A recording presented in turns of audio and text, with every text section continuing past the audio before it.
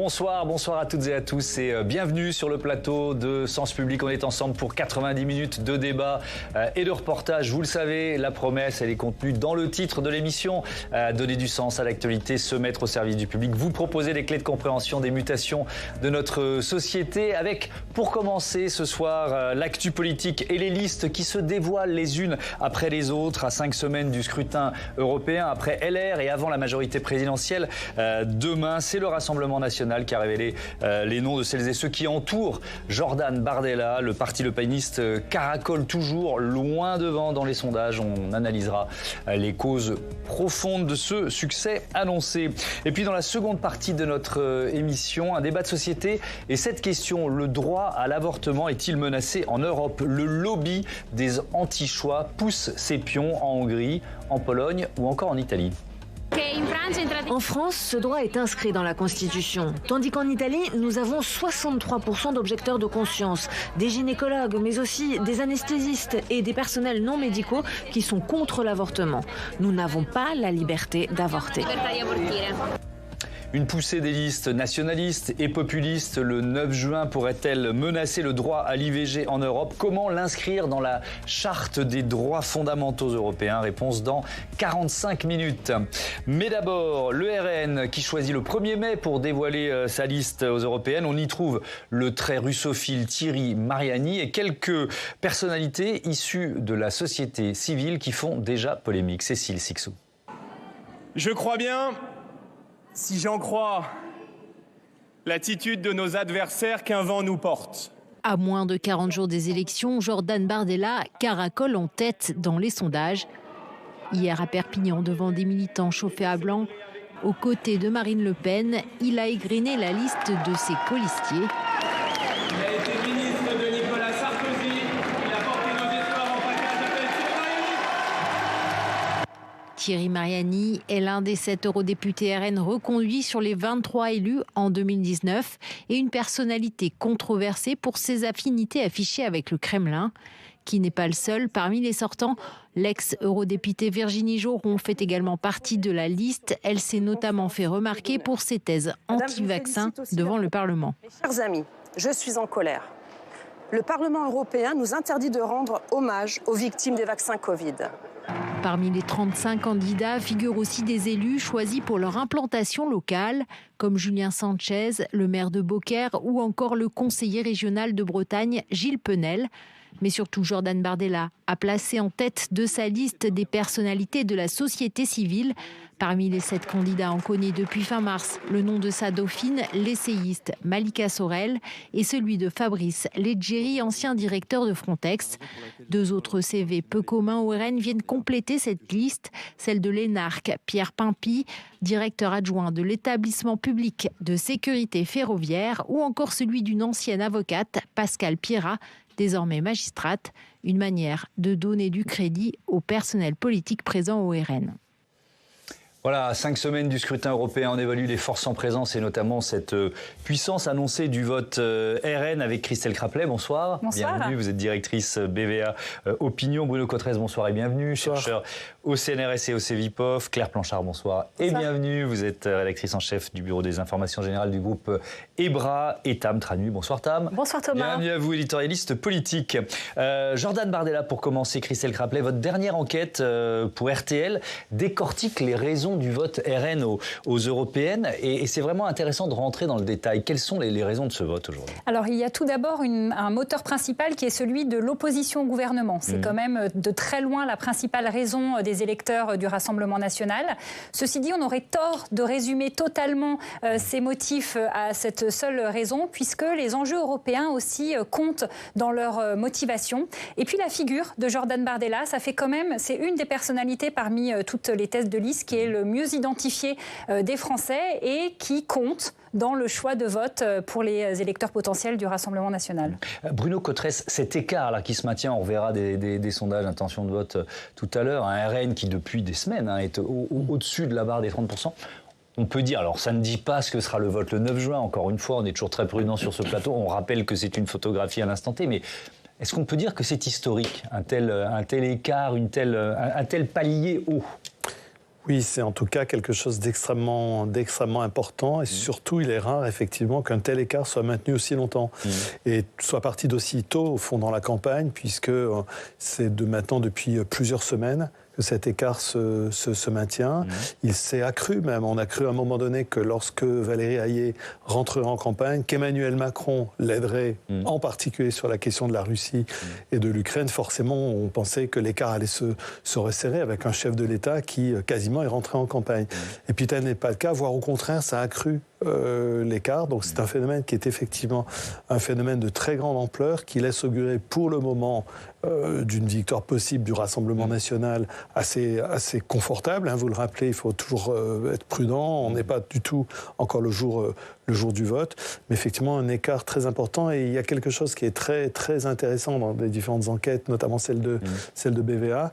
On voit non seulement les motivations de vote, mais aussi l'engagement dans la campagne électorale, à la fois la fermeté du choix électoral, l'intérêt... C'est un électorat qui dit « je vais aller voter plus ». Voilà, l'intérêt pour l'engagement, l'intérêt pour la campagne électorale. Donc on voit du côté du Rassemblement national qui sont d'une certaine manière en ordre de bataille. Ouais. Est-ce que ça incite Jordan Bardella à un excès de prudence ?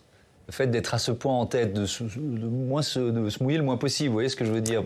Même sur le contenu, sur le programme. Oui, on l'a vu à Perpignan, il a très peu parlé d'Europe, c'est plutôt Marine Le Pen qui s'est exprimée sur ce sujet. Il a beaucoup évoqué ses opposants en disant que voilà, il y avait une peur de la dynamique RN et puis appelé à la mobilisation générale. Il a utilisé ce terme 3D, la crainte de la déception, des mobilisations. Il y a vraiment cette idée, il ne faut pas qu'il y ait une dispersion de son électorat, puisque à ce jour, effectivement, ce sont les électeurs qui sont les plus sûrs de leur vote, qui sont extrêmement mobilisés. Mais voilà, il faut que ça vienne se confirmer, comme vous le disiez, le jour de l'élection. Alors, ce Perpignan, c'était ce meeting du 1er mai, où effectivement, la présidente du groupe RN à l'Assemblée a pris la parole. On écoute Marine Le Pen. Pardon pour la qualité du son, écoutez. Nous devons les contrer. Nous devons les sanctionner. Nous devons les congédier. Nous devons donner à ce pouvoir la plus cinglante sanction électorale qu'on puisse lui infliger. Et cette sanction, elle sera mesurée, n'en doutez pas, à l'écart entre la liste emmenée par Jordan Bardella et celle des déconstructeurs macronistes. Donc le 9 juin, pas d'abstention et pas de dispersion non plus. Pas de dispersion non plus, le voilà ce truc. Je reste avec vous, Claire Planchard. Jusqu'à présent, elle est plutôt restée en retrait, Marine Le Pen. Jusqu'où peut-elle laisser Jordan Bardella engranger le bénéfice d'un succès annoncé? Oui, c'est vrai, c'est un binôme qui fonctionne très bien. On a vu jusqu'à maintenant, effectivement, c'était Jordan Bardella qui était en campagne. Ce grand meeting avec le dévoilement de la liste complète était l'entrée en scène de Marine Le Pen. C'est sûr que la popularité incroyable de Jordan Bardella, on l'a encore vu avec le baromètre Odoxa pour la presse régionale et Publiciana. Qu'on a publié ensemble. Exactement, mardi. On voit qu'aujourd'hui, pour la première fois, il passe devant, en fait. Il passe devant Marine Le Pen en termes de popularité. Donc il faudra voir, effectivement, quand on va parler des présidentielles, puisque le propre de cette campagne du RN, c'est quand même de nationaliser l'enjeu et d'en faire un marchepied avant l'élection présidentielle. Est-ce que ce binôme qui semble vraiment très complémentaire dans la méthode, dans le public, dans les positionnements entre les deux, puisque Jordan Bardella va élargir un peu la cible traditionnelle du RN, s'adresse à un public plus jeune, il a une très forte présence sur les réseaux sociaux, il y a un effet un peu rockstar quand il arrive dans des meetings. Vous l'avez vécu, ça, il paraît que c'est assez dingue. Ah oui, les gens viennent, prennent des photos, il y a presque des jeunes femmes en hystérie. Vraiment, il y a un phénomène en fait très très personnalisé. Donc à voir effectivement si dans la course à 2027, cette entente peut continuer ou s'il y aura une mise au pas du poulain qui quelque part aujourd'hui essaye un peu de prendre son indépendance. Oui, et puis avec quand même les questions européennes, le bilan de Jordan Bardella au Parlement européen, tout ça, on a l'impression que ça ne pèse absolument pas. Oui, c'est ce que j'allais poser comme question. Quels sont les points faibles de Jordan Bardella quand on le voit à ce point-là superstar, alors que on a pointé le fait qu'il était quand même, il avait peu travaillé au Parlement européen, chacune des erreurs qu'il avait pu faire lorsqu'il avait dit que Jean-Marie Le Pen n'était pas antisémite, lorsqu'il avait fait des erreurs sur les prix dans l'agriculture, tout ça. On a l'impression que ça n'a eu absolument aucun impact sur l'opinion publique. Christelle Craplet, est-ce qu'effectivement, puisqu'on disait tout à l'heure, ce niveau haut, ce palier haut, plus de 30% depuis des semaines et des semaines, ça veut dire que C'est le syndrome des ailes du canard, quoi. Rien ne le touche, rien ne l'affaiblit. Pour l'instant, en tout cas, effectivement, des éléments concrets sur son action au niveau de l'Europe ne vont pas convaincre les personnes proches du Rassemblement national de ne pas voter pour lui, parce que de toute manière, l'institution européenne leur paraît loin, ils sont plus eurosceptiques, donc c'est pas mis à son discrédit. Après, j'ai envie de dire, pour revenir à ce que vous disiez, son principal risque, c'est peut-être aussi de faire la course en tête, de donner le sentiment que finalement tout est joué et de démobiliser une partie de son électorat qui va se dire finalement c'est bon, j'ai pas forcément besoin d'aller voter. Voilà, quand on fait la course en tête, on a le risque d'entraîner une forme de démobilisation. Alors, effectivement, le risque de dispersion, on va en dire un mot, mais je reste sur la question. Est-ce que, Bruno Cotresse, allez, on se projette, on veut toujours aller trop vite, hein. On se projette le 10 juin. Bon, ok. Est-ce que ça peut marquer le début d'une guerre interne au Rassemblement national? Parce qu'on l'a dit, Claire Blanchard l'a dit, pour l'instant, c'est un duo qui fonctionne globalement bien, répartition des rôles. Oui, c'est intéressant. Tout à l'heure, dans les images que vous avez proposées, on a vu de manière furtive l'affiche du meeting de Perpignan, qui est une affiche très intéressante. Marine Le Pen prend dans ses bras Jordan Bardella. C'est un mélange d'une image à la fois affectueuse, presque maternelle, et en même temps, on a le sentiment qu'elle lui rappelle « c'est moi le boss ». Voilà, donc il y a quelque chose qui est sans aucun doute dans la nature humaine et encore plus dans la nature politique, qui est bien évidemment lorsqu'une personnalité est ascendante, jeune, et une personnalité comme Marine Le Pen, qui est maintenant très connue, très identifiée, mais qui va aborder une nouvelle fois l'élection présidentielle avec toujours la même question qui est « est-ce qu'elle a crevé le plafond de verre maintenant ?» Est-ce que le nom Le Pen est un frein ou pas à une donc on voit qu'effectivement, si Jordan Bardella atteignait un score très élevé, avec un écart très important avec la liste de la majorité présidentielle, c'est sûr qu'en interne, dans l'électorat, ça peut donner envie qu'il soit le candidat à l'élection présidentielle. Mais Marine Le Pen, ça peut lancer un... J'allais nuancer. Marine Le Pen dispose de très solides appuis dans son mouvement politique, bien sûr. Regardons aussi la géographie électorale de Marine Le Pen, la sociologie électorale, la débattion, qui sont aujourd'hui très impressionnants. Je rappelle qu'au premier tour de l'élection présidentielle, en 2022, elle est en tête dans plus de la moitié des communes françaises. C'est extrêmement impressionnant du point de vue de la géographie électorale et même de la sociologie électorale. Donc on voit qu'elle a quand même des assises et des ancrages très très très puissants. Avec toujours, si j'en crois ma petite expérience des scrutins, il y a toujours le risque d'être le vainqueur annoncé et de l'être très très longtemps avant. Ça vaut pour Marine Le Pen dans la perspective présidentielle, ça vaut peut-être aussi pour Jordan Bardella. Pas de dispersion, c'est pas un hasard s'il y a ce message qui a été répété par à peu près tous les intervenants au meeting de Perpignan, Christelle Craplet. Est-ce que ce risque existe selon vous ? Alors, le risque de démobilisation me paraît plus important que le risque de dispersion. Le risque de dispersion, il peut exister éventuellement avec la liste de Marion Maréchal, mais elle est quand même très, très en retrait. Pour l'instant, nous, elle est créditée de 5,5% des voix. Peut-être ponctuellement pour un ou deux autres candidats. Donc, bon, on comprend pourquoi ils le disent, mais le risque de démobilisation me paraît plus significatif. Ce risque de dispersion, d'un mot, Bruno Cotresse, vous le jugez faible aussi? Parce qu'on peut imaginer des électeurs du Rassemblement national qui se disent de toute façon, ça fait des mois que les sondages nous disent Bardella loin devant, peut-être que je vais voter, allez, je ne sais pas, LR ou Reconquête. En fait, ça peut jouer dans les deux sens. Il y a deux effets que les spécialistes des élections et de la sociologie électorale connaissent très très bien.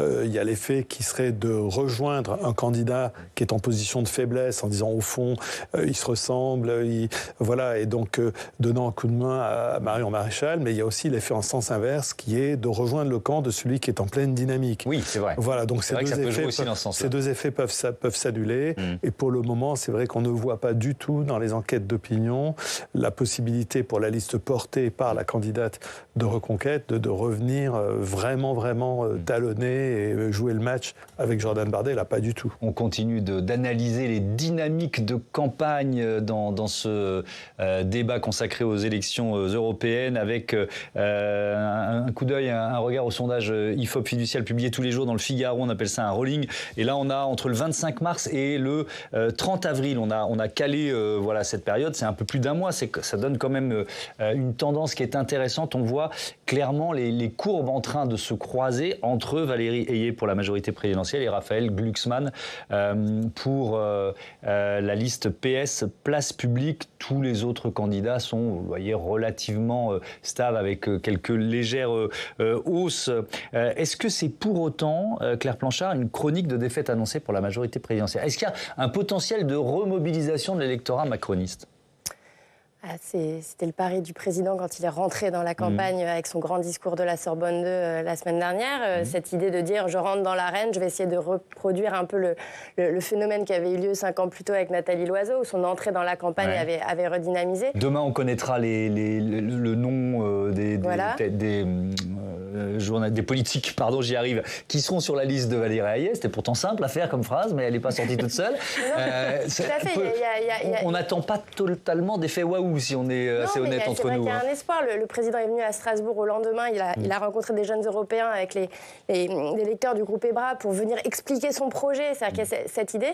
On voit bien qu'aujourd'hui, ce match RN Renaissance qu'il avait tenté d'instaurer est supplanté par un second match, c'est celui de la 2e place. Essayer de ne pas passer à la 3e place derrière Raphaël Glucksmann. Alors ça reste pour le moment de la politique fiction. On va sûrement parler des dynamiques de vote utile dont bénéficie aujourd'hui la liste PS Place Publique, mais c'est vrai qu'aujourd'hui, au départ, on parlait vraiment d'un face-à-face RN Renaissance pour cette première place, et aujourd'hui, clairement, l'écart est tel qu'il paraît vraiment très très difficile de le supplanter. Donc c'est plutôt d'arriver à rester à une 2e place confortable, ne pas encaisser une trop grosse défaite par rapport au Rassemblement national pour voir la suite du quinquennat, puisque c'était quand même un jalon, dernière élection nationale du quinquennat, avec un souffle qui ne prend toujours pas depuis la nomination d'Attal. Donc on voit que c'est un vrai gros enjeu qui, là, semble difficile à... Mais Bruno Cotteret, ils sont où les poids lourds de la majorité présidentielle? J'ai envie de dire bonjour les lâches, quoi. Ils sont où dans cette campagne? Ils ont laissé Valérie Hayes complètement seule depuis des semaines. C'est vrai que l'espoir de la majorité, c'était déjà, rappelons-nous, la nomination de Gabriel Attal, qui devait aussi faire office, au fond, de locomotive qui allait entraîner la campagne. On disait même que Gabriel Attal avait été choisi par Emmanuel Macron comme Premier ministre pour aller porter le fer contre Jordan Bardella, amener la campagne, vraiment tirer la campagne vers le haut. Et puis pour le moment, on voit que ça n'a pas du tout été le cas. Moi, je mets les pieds dans le plat, mais peut-être que vous ne voulez pas le faire. Mais ils sont quand même très peu présents, les poids lourds de la majorité présidentielle. Il est difficile d'être présent. Mais oui, mais ils ne veulent pas prendre des coups, ils ne veulent pas assumer une défaite annoncée. Oui, c'est vrai. Gabriel Attal va aller au débat face à Valérie, et il a annoncé hier. Face à Jordan Bardella. On y arrive. Oui, quand même. Il va enfin mouiller un peu la chemise. Bien sûr, parce qu'aussi, à l'intérieur de la majorité, on se rappelle que tout le monde n'avait pas nécessairement été complètement sur la ligne de nommer Gabriel Attal à Matignon. Donc, c'est l'effet retard de cette nomination. Ça peut être l'effet retard, bien évidemment. Et c'est vrai que lorsque une élection s'annonce comme une élection compliquée du point de vue des résultats, les poids lourds sont plutôt généralement en retrait. Ils viendront évidemment en fin de campagne, je n'en doute pas, montrer qu'ils sont là, bien évidemment. Mais c'est vrai que depuis la composition, la nomination de Valérie Hayes comme tête de liste, c'est vrai qu'ils n'ont pas brillé par leur présence. Alors, on va s'intéresser, Tam, à la stratégie. On continue de parler de la stratégie du camp de la majorité présidentielle avec un Emmanuel Macron qui a une nouvelle fois, ça rentre dans cette stratégie, affirmé qu'il n'excluait pas l'envoi de troupes au sol en Ukraine. Oui, dans un entretien à Vie économiste, il n'a plus question de parler d'improvisation, comme on l'avait dit au mois de février. C'était un entretien écrit, donc 100% assumé. Et donc, à la question « Maintenez-vous vos propos concernant un envoi éventuel des troupes au sol ?» il répond « Tout à fait. Comme je l'ai dit, je n'exclus rien car nous avons face à nous quelqu'un qui n'exclut rien. » Alors, quelles conséquences en tirer, quels enseignements? Il maintient ses propos malgré la polémique soulevée fin février. Emmanuel Macron, il ne change pas un iota à ce qu'il a dit. 2, il appelle avec cela à un réveil stratégique. C'est l'une des expressions qu'il emploie. Il veut que les esprits des Français comme des partenaires européens soient en alerte. Il veut qu'on en parle. Et 3, ce faisant, il pratique la fameuse ambiguïté stratégique, prosaïquement ainsi résumée dans l'entretien par ce message adressé à Vladimir Poutine. Ne croyez pas que nous nous arrêterons là si vous ne vous arrêtez pas. Alors je rappelle l'objectif de l'ambiguïté stratégique. Dans ce cas-ci, on a l'impression que c'est une forme d'escalade verbale, mais normalement c'est surtout un principe qui doit obliger l'adversaire à s'attendre à tout. Et donc, normalement, éviter de jouer avec le feu, c'est une des figures imposées de la grammaire de la guerre, une des figures imposées notamment de la dissuasion. Et alors, cette interview, donc à un média étranger, elle s'intègre dans une séquence où Emmanuel Macron a aussi parlé dissuasion nucléaire. Oui, c'est ce dont on parlait tout à l'heure, hein, Claire. Notez que c'était un entretien donc, qui a été donné aux journaux du groupe EBRA ce week-end. Il y a eu une phrase qui a surpris tout le monde, c'est « Je suis pour ouvrir ce débat qui doit donc inclure la défense antimissile, les tirs d'armes de longue portée, l'arme nucléaire pour ceux qui l'ont ou qui disposent sur leur sol de l'arme nucléaire américaine ». Et il y a des similitudes. Là encore, parole assumée, puisque passé par le tamis de la relecture, qui a suscité la levée de bouclier d'une bonne partie des oppositions. 2, il y a la volonté qu'on en parle, ouvrir le débat. Et puis enfin, il y a toujours de l'ambiguïté stratégique, car si la position d'Emmanuel Macron est que les intérêts vitaux de l'Europe sont aussi ceux de la France, encore faut-il définir ce que sont les intérêts vitaux. Et ça, Emmanuel Macron ne le fait surtout pas, parce qu'on est dans cette ambiguïté. Et puis, quant à dire que les intérêts de l'Europe sont ceux de la France, c'est ce qu'il avait dit au mois de janvier, c'est ce qu'il a dit en 2020, c'est ce qu'a dit François Hollande en 2015, c'est ce qu'a dit Jacques Chirac en 1995. Bref, c'est dans la droite lignée de la position classique de la France. Mais alors, pourquoi ça fait tant réagir ? Parce qu'il y a le texte et il y a le contexte. C'est pas perçu de la même façon lorsque François Hollande explique ça de façon théorique et qu'Emmanuel Macron fait sa sortie en pleine guerre en Ukraine. Ça ne vous aura pas échappé. Il y a un contexte où l'on craint plus une mise en œuvre de la menace que dans l'autre. L'autre changement de contexte, et là on en revient à nos moutons, c'est le contexte électoral. Emmanuel Macron qui clive, qui alerte sur les multiples dangers qui menacent l'Europe en pleine campagne des européennes. Ce n'est bien sûr pas anodin. Le président, il appelle à un réveil stratégique, aussi sans doute à un réveil électoral. Effectivement. Tiens, une petite question de coulisses, Claire Blanchard. Cette interview d'Emmanuel Macron à vos journaux du groupe EBRA, donc la presse quotidienne régionale, on est sur toute la façade est du pays. C'est prévu de longue date. C'est Emmanuel Macron qui d'un seul coup dit tiens, j'ai des choses importantes à dire. Comment ça s'est passé ? On a un grand projet Europe, Mission Europe, c'est-à-dire que le groupe EBRA est depuis de plusieurs mois très mobilisé sur les élections européennes. On avait proposé au président un débat avec de jeunes Européens. Donc c'était un dispositif interactif. Il se trouve que ça s'est un peu précipité dans la séquence puisque Emmanuel Macron avait fait son discours de la Sorbonne puis était en déplacement à Strasbourg pour signer un accord triennal sur le Parlement européen. Donc ça a été l'occasion puisqu'on a les DNA qui sont dernière nouvelle d'Alsace qui est en siège à Strasbourg. Donc on a mobilisé une douzaine de lecteurs dont des électeurs étrangers, des étudiants entre 18 et 24 ans. Et donc cette question sur la défense a été posée par un jeune lecteur qui rebondissait sur le discours de la Sorbonne où ces enjeux de défense avaient été très présents. Et c'est vrai que ça a été beaucoup repris parce qu'effectivement, il venait dans une continuité de discours, mais dans un contexte très dramatisé depuis de longs mois par le président et puis avec une menace réelle. Ouais. Donc parler de défense nucléaire, de la place que pourrait avoir la dissuasion nucléaire française dans un schéma européen, comme vous l'avez dit, ça a fait réagir énormément puisqu'on est vraiment sur quel périmètre, quelle place pour cette construction européenne à quelques semaines des élections. Et donc ça dramatise effectivement aussi le... Et il y a effectivement une recherche de l'effet drapeau, sauf qu'il n'y a plus d'effet drapeau, Christelle Craplet. Oui, effectivement, ça peut paraître quand même une stratégie à double tranchant. Alors ça peut remobiliser son cœur électoral qui s'inquiète un peu, se dit oulala, mais s'il a vraiment un mauvais score, peut-être que ça va créer un peu un climat compliqué. Enfin, il faut peut-être resserrer les troupes. Mais ça me paraît quand même, comme je disais, un peu à double tranchant parce que d'un autre côté, c'est extrêmement anxiogène. Nous, dans les enquêtes, on voit quand même que la dissuasion nucléaire, on l'a pas vraiment encore mesurée, mais l'envoi de troupes en Ukraine, c'est massivement rejeté par la population. Donc, on a du mal à voir comment ça pourrait vraiment recréer un élan.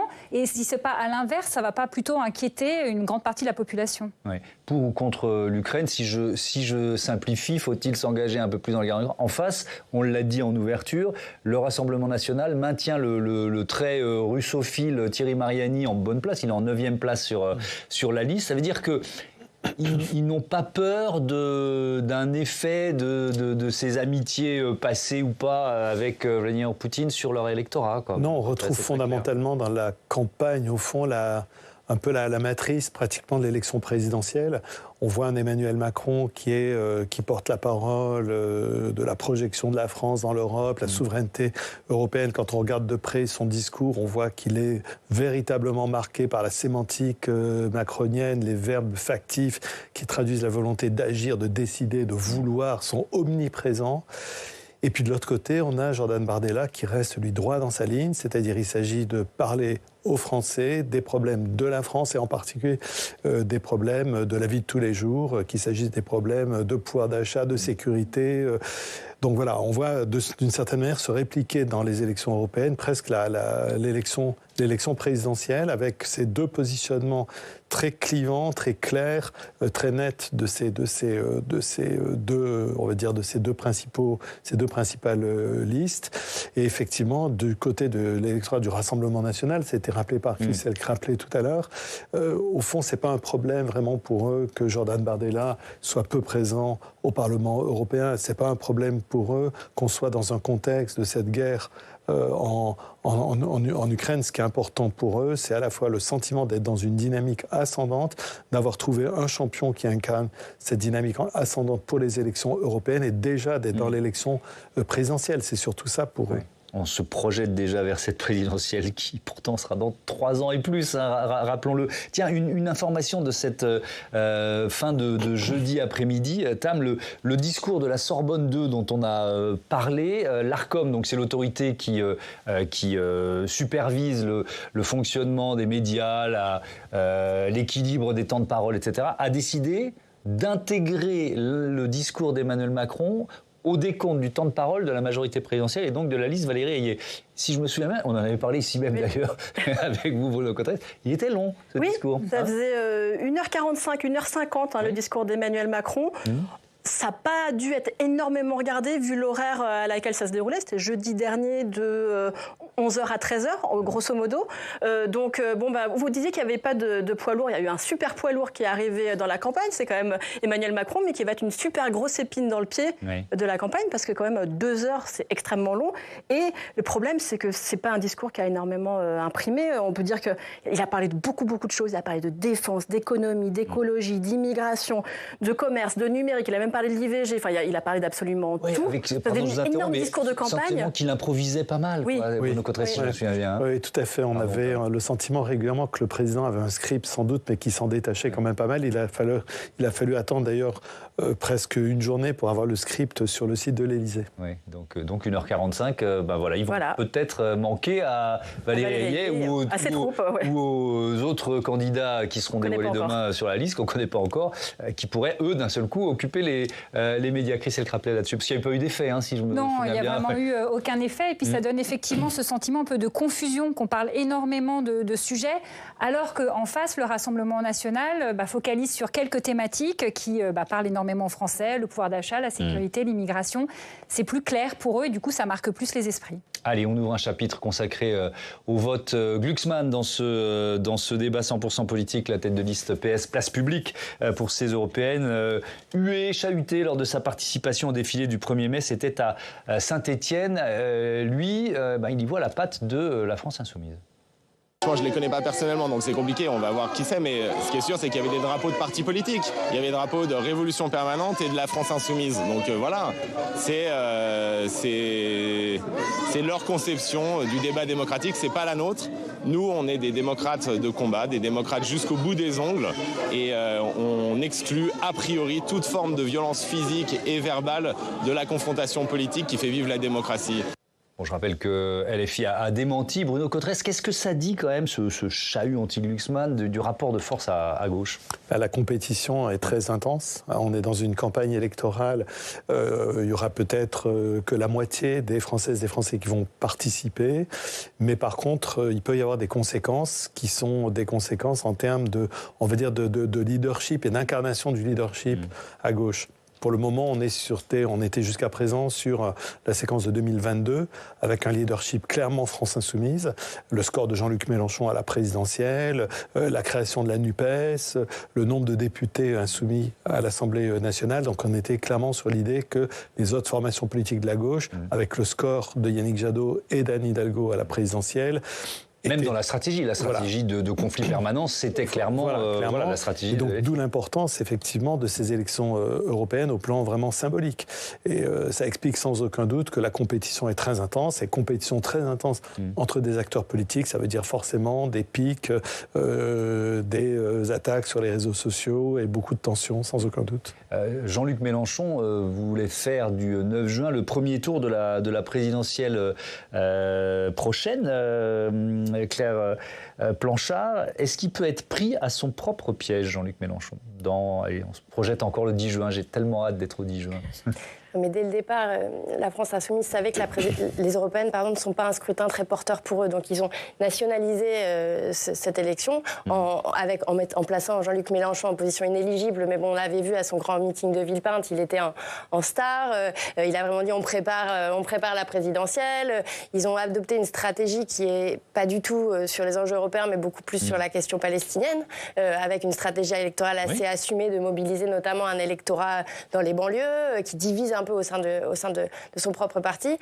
Aujourd'hui, on voit bien que l'échec de la NUPES et son implosion sur cette thématique-là, officiellement, même s'il avait été décidé avant de ne pas faire de liste commune, aujourd'hui, le pacte de non-agression qui avait été évoqué un temps par Marie Toussaint a volé en éclats. Là, on voit bien qu'aujourd'hui, une partie des électeurs de la NUPES n'a pas forcément aimé ce positionnement radical de conflictualité et qu'aujourd'hui, on le voit dans les dynamiques électorales. Il y a beaucoup d'électeurs qui avaient voté Jean-Luc Mélenchon et qui vont se reporter sur Glucksmann aujourd'hui. Et ça veut dire quoi? Qu'est-ce qui peut se passer dans les semaines qui suivent ce scrutin européen, justement dans cet équilibre, ce rapport de force au sein des on voit qu'au PS, en tout cas, ceux qui avaient combattu la NUPES aujourd'hui se réjouissent de cette réapparition un peu des deux gauches irréconciliables. C'est-à-dire là, ça n'a pas fonctionné. Est-ce qu'on peut aller vers une union de la gauche dont le centre serait plutôt le PS avec d'autres alliances, en excluant sans doute LFI.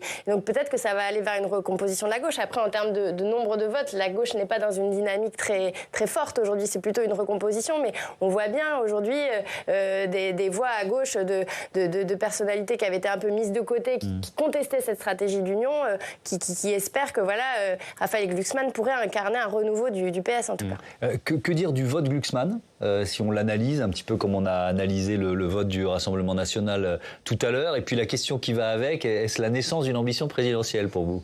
Alors, le vote Glucksmann, c'est intéressant parce qu'effectivement, ce que vous disiez, il prend surtout des voix à Jean-Luc Mélenchon et aussi un peu à Yannick Jadot. Alors, il y en a qui viennent aussi des électeurs de centre-gauche d'Emmanuel Macron, mais c'est quand même une recomposition qui se fait au sein de la gauche et qui se déporte un peu sur sa ligne. Donc, ça va être intéressant, je pense, de voir si ça a une forme de pérennité, si on retrouve un centre-gauche. Et c'est sans doute aussi pour ça que Jean-Luc Mélenchon tape aussi fort sur Raphaël Glucksmann. Et sur l'ambition présidentielle? Et sur l'ambition présidentielle, alors lui s'en éloigne. Moi, je trouve ça assez intéressant parce qu'il a quand même émergé en termes de personnalité. C'est une des personnalités qui est quand même un peu connue, pas au niveau de Jordan Bardella, mais quand même, il a une focalisation sur les enjeux européens et ça fonctionne bien, ça parle quand même à son électorat.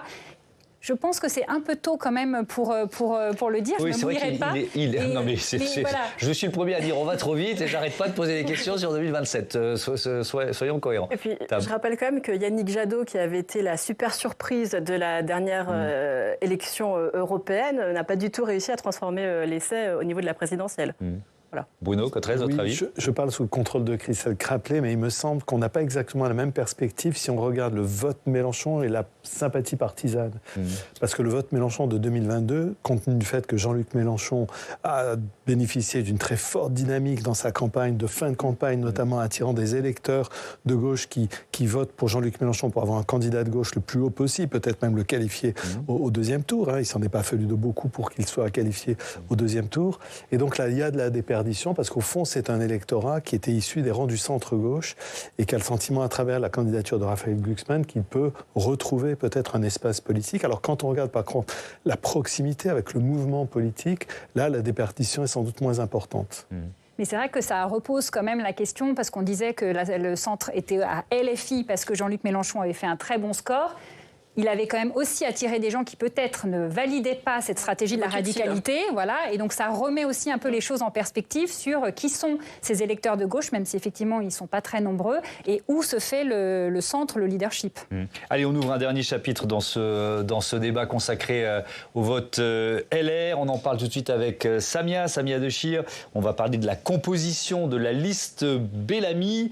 Bonsoir Samia, composition de la liste Bellamy aux européennes qui a du mal à passer pour les sénateurs de droite. Oui, elle a été dévoilée la semaine dernière, Thomas. Il y a eu quelques surprises qui ne sont pas du tout du goût de la majorité sénatoriale. La tête de liste, elle fait plutôt consensus. C'est l'eurodéputé sortant François-Xavier Bellamy. Ce qui ne passe pas en revanche, c'est le reste de la liste. Nadine Morano et Brice Hortefeux, 2 anciens ministres sarkozystes, ont fait pression pour être en position éligible. Et ils ont réussi, puisqu'ils sont respectivement 6e et 7e de cette liste. Alors que l'eurodéputée sortante Anne Sanders, soutenue par le groupe LR au Sénat, se retrouve 10e position, non éligible donc, parce qu'à 8% dans les sondages, la droite peut espérer au mieux 7 à 8 sièges maximum au Parlement européen. Et donc on peut dire que les sénateurs et sénatrices LR n'ont pas été entendus par leur propre parti. Non, et pourtant ils sont montés très tôt au créneau, Thomas, pour qu'Anne Sanders soit en position éligible sur cette liste LR aux européennes.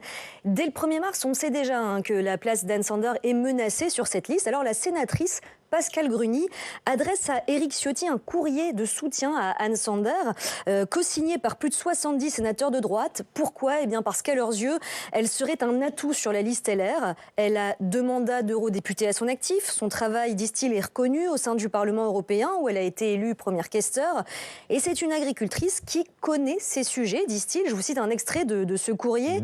Anne est reconnue et mobilise le vote agricole. C'est l'essentiel dans la situation que connaissent les Républicains. Chaque voix compte, disent-ils. Anne Sanders fera revenir vers nous tous les électeurs en quête d'actes concrets.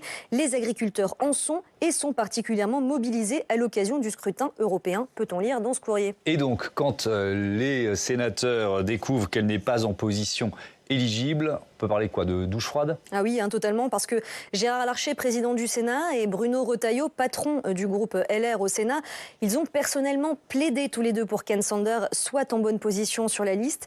Ils n'ont pas été entendus ni pour le cas d'Anne Sanders, ni pour celui de Patrick Drey, qui est conseiller spécial de Gérard Larcher, à qui on a proposé que la 9e place, lui aussi non éligible, et donc il a refusé cette 9e place. Donc Gérard Larcher et Bruno Retailleau se sont quand même abstenus lors du vote de la Commission nationale d'investiture qui devait valider cette liste aux européennes. Et au-delà de Gérard Larcher et Bruno Retailleau, beaucoup d'autres sénateurs LR sont en colère. Pour eux, c'est une véritable claque pour le Sénat. Alors ils veulent pas trop le dire face caméra, mais ils se sentent un peu maîtrisés en tant que sénateurs par la direction du parti. Mais même si ça leur reste en travers de la gorge, ils soutiendront quand même, disent-ils, l'équipe choisie par la direction du parti pour la bataille des européennes, parce qu'ils estiment que c'est quand même la survie des LR qui se joue. Merci beaucoup Samia pour cette chronique au cœur du Sénat et du groupe LR au Sénat. Bruno Cotresse, est-ce qu'il faut voir dans la composition de cette liste la patte de Laurent Wauquiez ? On lui prête beaucoup d'influence à Laurent Wauquiez. C'est une question que j'ai déjà dû poser un certain nombre de fois, mais j'ai lu ça en préparant le débat tout à l'heure. Oui, c'est pas impossible, évidemment. C'est une des grandes personnalités des Républicains. C'est un des principaux candidats potentiel pour l'élection présidentielle.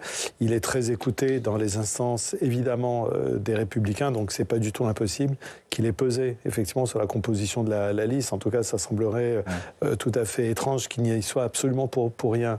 Le point que ça soulève, effectivement, c'est la question un peu du renouvellement, en partie générationnel. C'est vrai qu'on a des personnalités politiques qui sont en bonne position, qui en sont maintenant plusieurs mandats au Parlement européen, des personnalités bien inscrites dans la vie politique, bien sûr. Mais c'est vrai que ces compositions de listes au scrutin proportionnel posent toujours un petit peu cette question qui est est-ce que l'appareil du parti ne joue pas assez il y a les équilibres subtils, géographiques, générationnels, hommes-femmes, etc. C'est d'autant plus difficile très compliqué, que la liste est créditée de 7 à 8%. Voilà, c'est beaucoup plus facile pour le Rassemblement national qui est à 30 points. Bien sûr, ça donne le sentiment parfois un petit peu d'une bataille un petit peu vaine, en particulier pour un mouvement politique qui sans doute n'aura pas 10, 15 parlementaires européens. Christelle Craplet, est-ce que c'est un parti en sursis dans l'opinion ?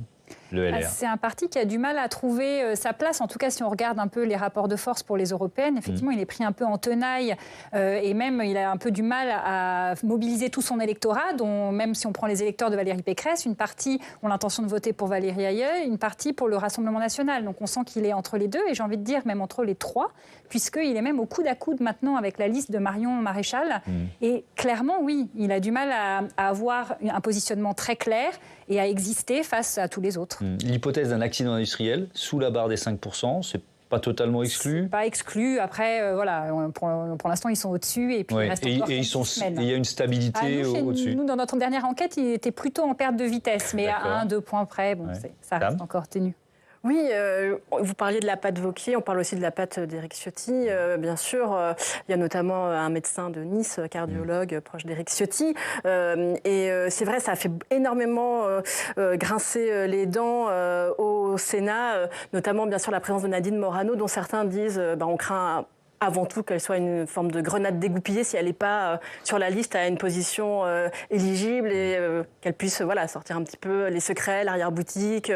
Donc c'est vraiment de nuisance potentielle un pouvoir si de elle n'était nuisance, pas en position éligible. Parce que qu'il s'agisse de Brice Hortefeux ou Nadine Morano, ils n'ont pas brillé par leur présence, leur travail, leurs compétences, contrairement à Anne Sander et même Geoffroy Didier qui la suit au sein de la liste. Oui, effectivement, on le voit, Claire Blanchard, c'est-à-dire que l'expérience, enfin c'est pas nouveau, mais l'expérience de député, d'eurodéputé ne pèse pas ou quasiment pas à la fois dans les intentions de vote, telles qu'on le voit dans les institutions, mais même dans la stratégie des partis politiques. Sinon, Anne Sander serait en position éligible. Alors, certes, ils ont choisi un François-Xavier Bellamy qui a son expérience d'eurodéputé derrière lui, mais oui. Est-ce que c'est nouveau? Est-ce que c'est l'histoire des scrutins européens, ça? Oui, je crois qu'il y a vraiment un travail d'équilibriste avec plein de calculs et on sait que LR est très divisé.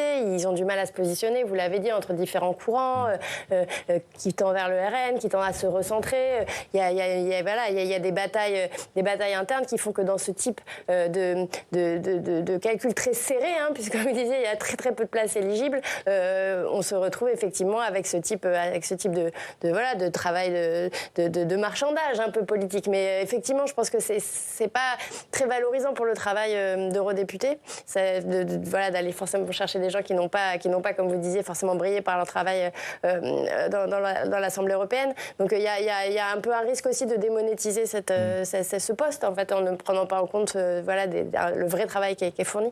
Est-ce qu'il y a aussi un reste d'influence sarkozyste dans le fait que Nadine Morano et Brice Hortefeux soient à cette place sur la liste? Ça semble un peu contradictoire avec l'histoire de LR depuis 2 ans. C'est vrai qu'ils ont été des très proches de Nicolas Sarkozy.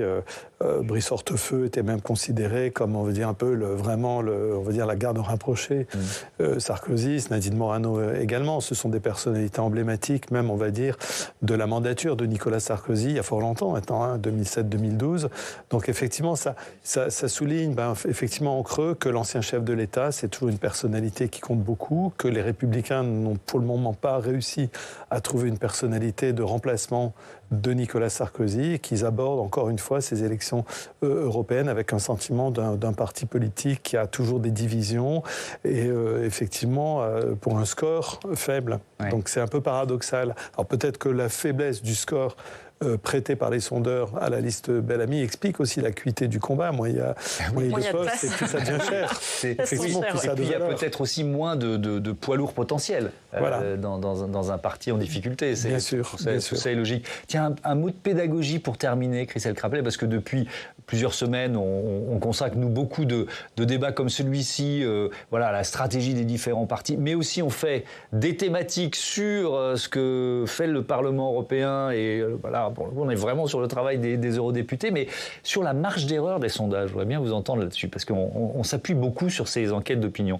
Elle est de combien, la marge d'erreur, sur un sondage aux européennes? Combien de personnes on interroge et du score de la personne mentionnée.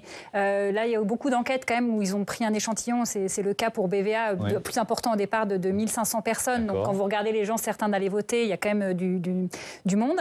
Et normalement, on doit préciser pour chaque candidat la marge d'erreur. C'est ce qu'on fait nous dans nos enquêtes et c'est ce qui permet de voir l'échelle basse et l'échelle haute pour chaque candidat. Ouais. Ce qui montre, par exemple, pour Valérie Ayer et Raphaël Glucksmann, qu'effectivement, c'est dans la marge d'erreur. Donc, en théorie, les courbes pourraient se croiser, alors que le Rassemblement national est en tête, avec un tel score, voilà, c'est forcément devant. Mais voilà, je vous invite à regarder précisément les documents des instituts de sondage, parce qu'ils précisent toutes ces marges d'erreur dans leur fiche technique. Merci beaucoup, merci à tous d'avoir participé à ce débat et à bientôt sur Public Sénat.